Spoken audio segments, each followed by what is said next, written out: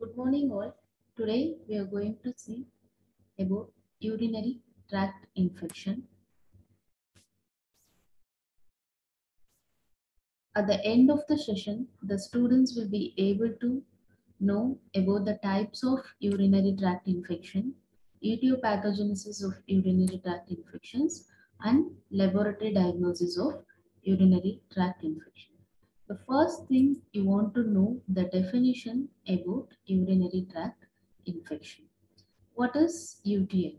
The disease caused by microbial invasions of the urinary tract that extends from the renal cortex of the kidney to the urethral meatus. And some of the definitions, what is bacteriuria? The presence of detectable bacteria in urine. What is pyuria?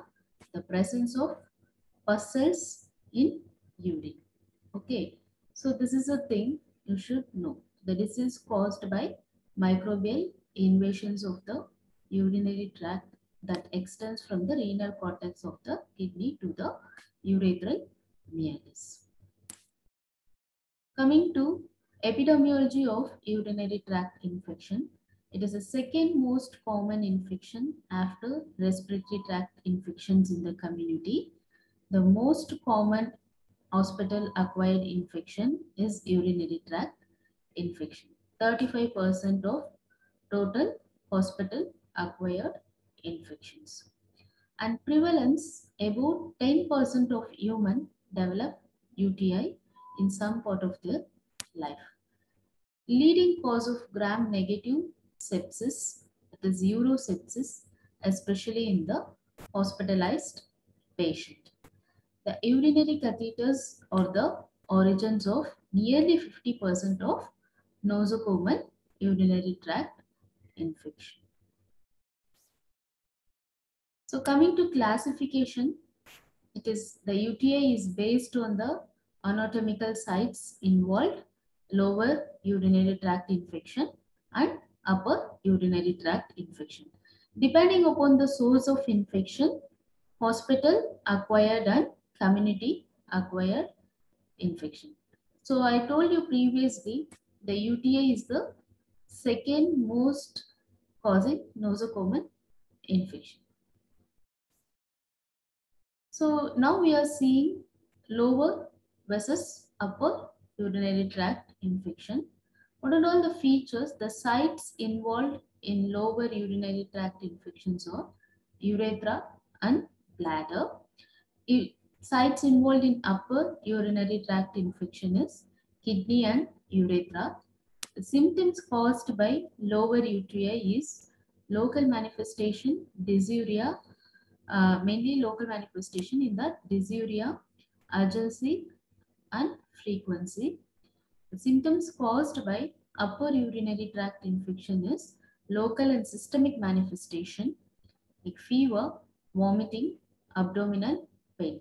Along with local manifestation in upper urinary tract infection, you can see the systemic manifestations also like fever, vomiting, abdominal pain. The route of spread in lower urinary tract infection is ascending route, and in upper urinary tract infection is both ascending and descending route. And the next thing you should know about the predisposing factors. The gender, which are higher prevalence in female because of shorter urethra and close proximity of the urethral meatus to anus. The age or incidence increasing with age, and during first year of life prevalence same in both females and males. Incidence in males until old ages is very common. In female, the incidence keeps increasing after first years of life. 5 to 17 years, the incidence of bacteriuria is 1 to 3%. In adult life, the incidence is around 10 to 20%. The reinfection is common in female, the age group 20 to 40 years of age. In pregnancy, the anatomical and hormonal changes, and asymptomatic bacteriuria during pregnancy, it is very common. The next thing in predisposing factor, the structural and functional abnormalities of the urinary tract that leads to obstructions to the urine flow and urinary statics and finally leads to infection. The structural obstruction is urethral strictures, renal and urethric stones, prostatic enlargement, tumors, and renal transplantation. The functional obstructions are neurogenic bladder due to spinal cord injury or multiple sclerosis. And in predisposing factor, the bacterial virulence of the phylae which adherence to the uroepithelium, and vesiculourethric reflex allows urine from bladder up into the urethras and sometimes into the renal pelvic. The genetic factors or genetically determined uh, receptors helps in bacterial attachment.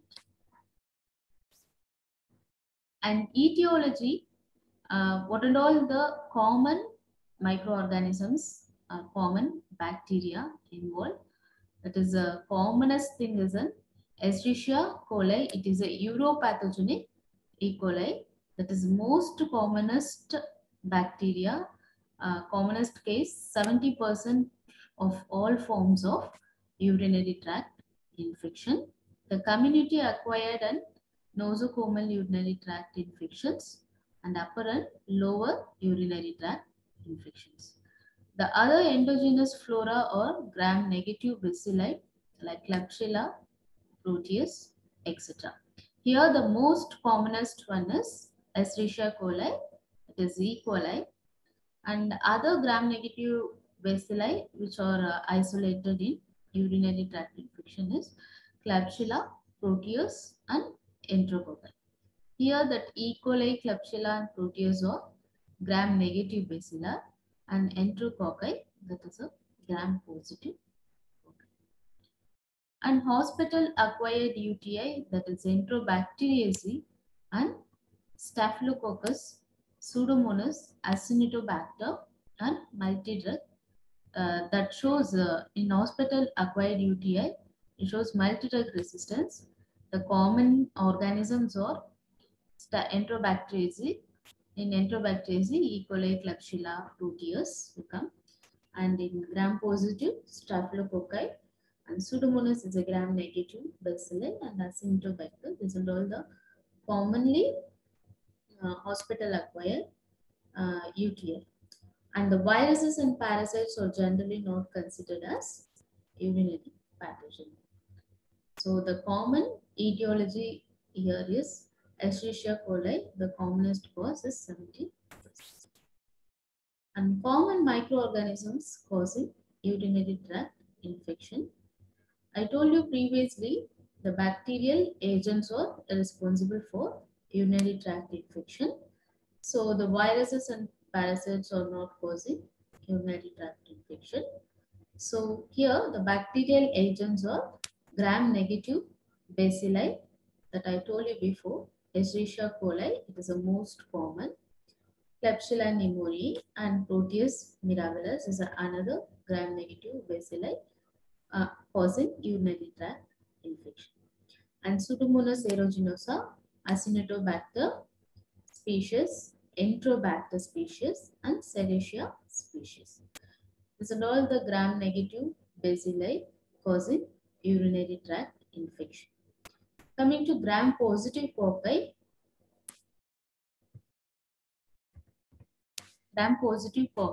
that is Staphylococcus saprophyticus, Staphylococcus aureus, and fungi Candida albicans that causing urinary tract infection, and parasites Schistosoma, Hematobium, and Trichomonas vaginalis causing urinary tract infection. In viruses, herpes simplex virus, adenovirus causing UTI. The bacteria mainly invaded the urinary tract by two routes. One is ascending route and another one is descending route. First, we will see ascending route. It is the most common route. The enteric endogenous bacteria like E. coli and other gram-negative bacilli will be entered into the endogenous bacteria and the gram-positive enterococci that facilitate by sexual intercourse or instrumentation. Okay, ascending mainly caused by in sexual age groups or in old age instrumentation. Okay, pathogenesis, the colonization, additions to the urethral epithelium with help of fimbriae and Mannose resistance fimbriae in E. coli, etc. Ascensions, the pathogen ascends through the urethra upwards towards the bladder to cause cystitis. The bacterial toxins may facilitate ascension by inhibiting peristalsis. And the further ascension through urethra through the vesico-urethritic reflex and phlenonephritis. The acute tubular injury by inflammatory cascade, tubular obstruction and damage, and finally it leads to intestinal nephritis. So here the further ascension through urethra through the vesiculo-urethric reflex and pyelonephritis, and in acute tubular injury it causes inflammatory cascade, tubular obstruction and damages occur that leads to intestinal nephritis.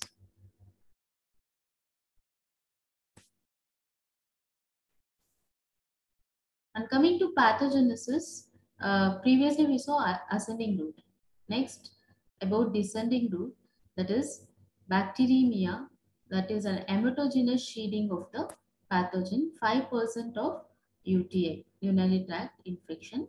The organism commonly associated with descending infections are Staphylococcus aureus, Salmonella, Mycobacterium tuberculosis, Leptospira, and Candida. The host defense mechanisms are the factor related to urine, activations of host mucosal immunity by the uropathogens. So the next thing you want to know about the host defense mechanisms again, urinary tract infections. The urine factor, that is a acidic urine, that is a uroepithelial secretions. What is a mucosal immunity we have in means uroepithelial secretions of cytokines induced by bacterial LPS, lipopolysaccharides. The acidic urine inhibits the pathogens. Okay, mainly what mucosal immunity here means uroepithelial secretions of cytokines. It mainly induced by the bacterial polysaccharides. And high urine osmolality also inhibit the pathogen. What is the defense here means the mucosal IgA antibody that prevent attachment of the pathogens to the uroepithelium.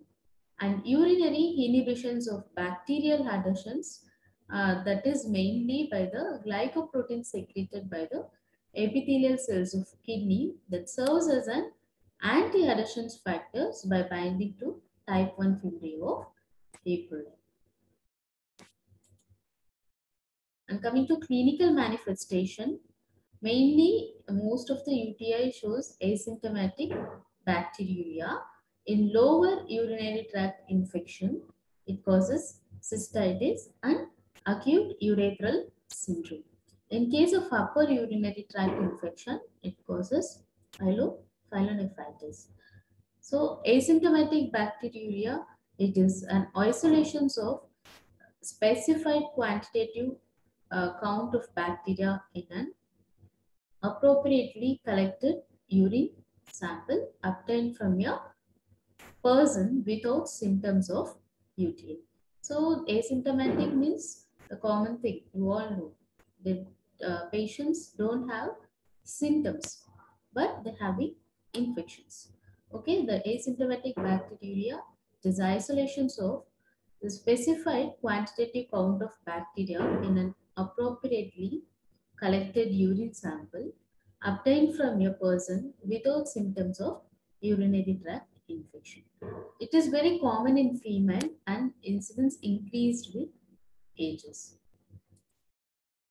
And asymptomatic bacteriuria is clinically significant in pregnant women, the people undergoing prosthetic surgery, or an urological procedure where bleeding is anticipated. Then routine screening and treatment for asymptomatic urinary tract infection is highly recommended. So it is very commonly in pregnant women and clinically not significant in non-pregnant and pre-menopausal women, old age, catheterized patients, or patients with spinal injury.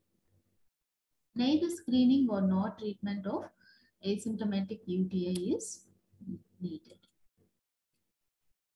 And cystitis, that is an infection of bladder, it what and all clinical manifestation is the dysuria of frequency, urgency, and suprapubic tenderness.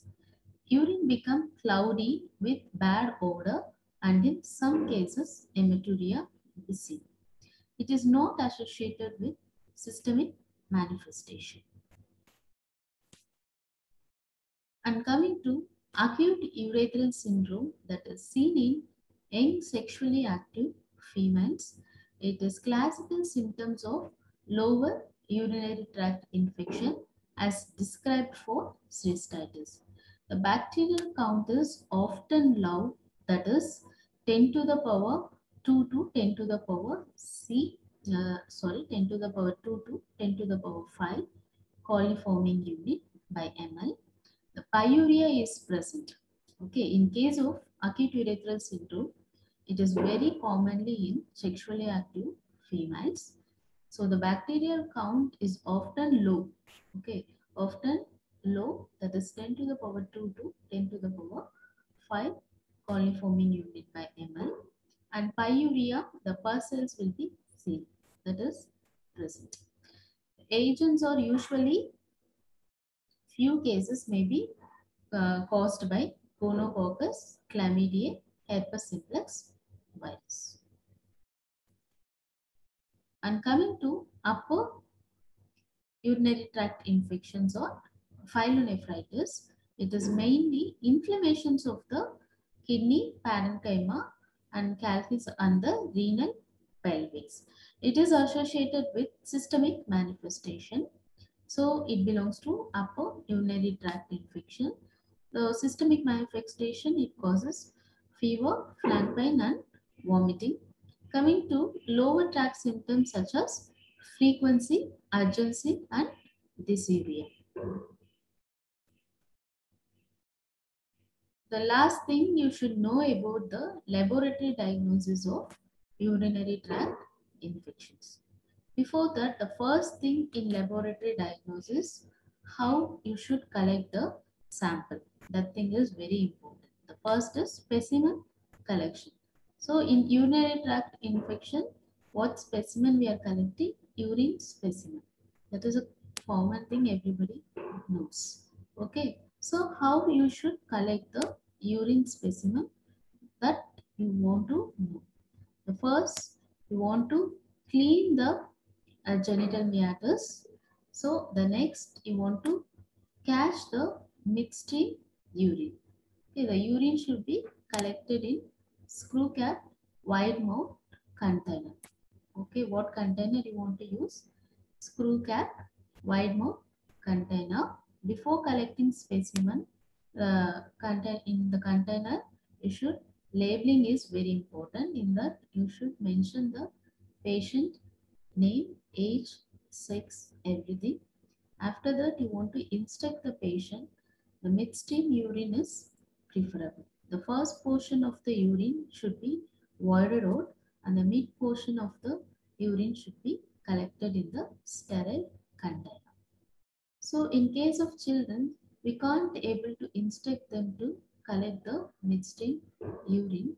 So what we are doing is suprapubic aspiration from bladder. Mostly this we are doing in children's. Suprapubic aspiration from bladder. And in case of catheterized patient, the urine aspiration from the catheter tubes after clamping distally and disinfecting, but never collect from the urine bag. So in case of catheterized patient, the urine aspirate from the catheter tubes after clamping distally and disinfecting, but never collect from the urine bags. So transport, the specimen should be processed immediately, and if it is expecting delay, it should be refrigerated or stored by adding boric acid. This is very important. After collecting specimen, it should be it should be processed immediately. If it is getting delay means, you should refrigerate the specimen or by stored adding boric acid. So after that, direct examination. Previously we saw specimen collection. Now direct examination, the screening test. What are all the screening tests? That is wet mouth examination. You can see in case of pyuria, you can see the pustules. And the next is leukocyte esterase test. And next is nitrate reduction test. And next is catalase test. And finally, in direct examination, gram staining.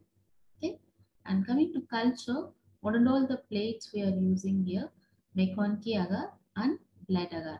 McConkey agar, it is a differential media. We are seeing whether it is a lactose fermenting bacteria or non-lactose fermenting bacteria. And coming to blood agar, it is an enriched media, and clad agar, that is mainly used for urine specimen. It is also a differential medium. If the colony count is greater than 10 to the power 5, the colony forming unit of urine is significant. It is below 10 to the power 5, it is insignificant bacteriuria. This is the thing. Okay, coming to laboratory diagnosis, the first thing should be the direct examination. In direct examination, what are all the things? Wet mouth examination, leukocyte esterase test, nitrate reduction test, catalase test, and gram staining. In culture, we are using different kinds of culture media. The one is McConkey agar, that is a differential media. Blood agar is an enriched media, and clad agar, that is also one of the differential media mainly using for urine specimen. Which is a significant growth if the colony count is greater than 10 to the power 5, and if it is below that, that is an insignificant bacteriuria. See, the colony count is 10 to the power 4 to 10 to the power 5. That will be the doubtful significant.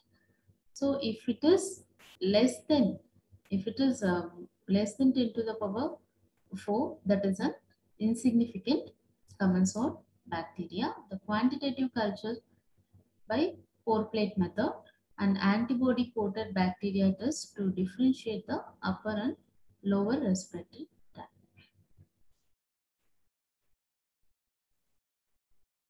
Coming to the treatment of urinary tract infection, it is based on the antimicrobial susceptibility testing reported. It is a preformed drug we are using is quinolones, example norfloxacin, nitrofurantoin, cephalosporins, and aminoglycosides, and hospital-acquired urinary tract infections with multi-drug strains of carbapenem, example meropenem, beta-lactam inhibitor combinations, example piperacillin tazobactam will be used. In cultural identification, the features of common organism causing UTI. So previously in lab diagnosis, I told you in culture identification, we are using different kinds of culture plate, like McConkey, blood and clad. So if it is E. coli, in previous slide itself we saw E. coli is the commonest organism which causing urinary tract infection. So, in culture plate, McConkey and Cludd, how the E. coli forms lactose fermenting colony. The colonies are flat lactose fermenting colony. You can see lactose fermenting means you can see pink color colonies in McConkey plate. Okay. In blood agar, it shows gray moist colony. Okay. The next thing, the cultural smear and motility test should be performed for confirming. Okay. So this in culture plate, we can study the colony morphology, and in McConkey plate, you can see the whether it is lactose fermenting or non-lactose fermenting. Next step, what you want to perform is culture smear and motility testing. In culture smear, E. coli, obviously E. coli is a gram negative bacilli and it is a motile bacilli also. Okay. Biochemicals, it shows catalase positive, oxidase negative, and indole positive, citrate negative, urease negative, TSI acid by acid, acid slant and acidic bar. It shows gas positive and absence of H2S. So this is a confirmation. Biochemicals, the biochemical reaction shows confirmations of the bacteria. So finally it is concluded as E. coli. Like that only we are finding out the bacteria. Okay. It shows mainly the biochemical is very important here. That only gives the confirmation. The first thing we are doing wet mount examination. So we are seeing whether the persons anything is there or not. The second culture, we are using different kinds of culture media. And in next day, in day 2, we are putting smear in culture, and then we are performing motility. And finally, we are performing biochemical reactions. For E. coli, the reactions are catalase positive, oxidase negative, indole positive, citrate negative, urease negative. TSI shows acid slant and acidic but gas present and absence of H2S. In case of Klebsiella, it shows in McConkey agar, it also shows lactose fermenting colony, but the colonies are very mucoid because the Klebsiella is it is a capsulated organism. So because of that, you can see the mucoid colonies. And in culture smear, it is also gram negative bacilli. And one more difference here is it is a non-motile bacteria. Coming to biochemical reaction, it shows catalase positive, oxidase negative, and indole negative, citrate positive, urease positive, TSI that shows acid slant and acidic bed, abundant gas, and absence of H2S. Next organism is Proteus species. In McConkey and Cludd, it shows non-lactose fermentor. That is non-lactose non-fermenting colonies. In blood agar, it shows swarming type of growth. And in culture smear and motility testing, Proteus also shows gram-negative pleomorphic bacilli, and it is also a motile bacilli.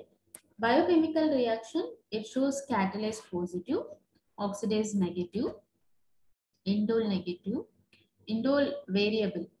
It is negative in Proteus mirabilis and it is positive in vulgaris. And coming to citrate, that shows a variable. Proteus is a strong urease producer. So it is urease positive. TSI, alkaline slant and acidic but presence of gas and presence of H2S. Coming to Enterococci, in McConkey plate, you can see magenta pink colonies, but it is a, in culture smear, it is a gram positive cocci. It shows catalase negative, and a specific test, biochemical test for Enterococci is bile exclusion test. That shows positive for Enterococci. And Staphylococcus aureus in culture, blood agar it shows golden yellow hemolytic colonies. In cultural smear and motility testing, it shows gram-positive cocaine clusters and non-motile. Biochemical reaction, it is catalase positive, coagulase positive. Coming to Staphylococcus and Staphylococcus saprophyticus, it shows a white non-hemolytic colonies in blood agar. Cultural smear and motility testing shows gram-positive cocci in clusters and non-motile, and catalase positive, coagulase negative, and it is resistant to the novobiazine, and it is resistant to novobiazine antibiotic. Thank you.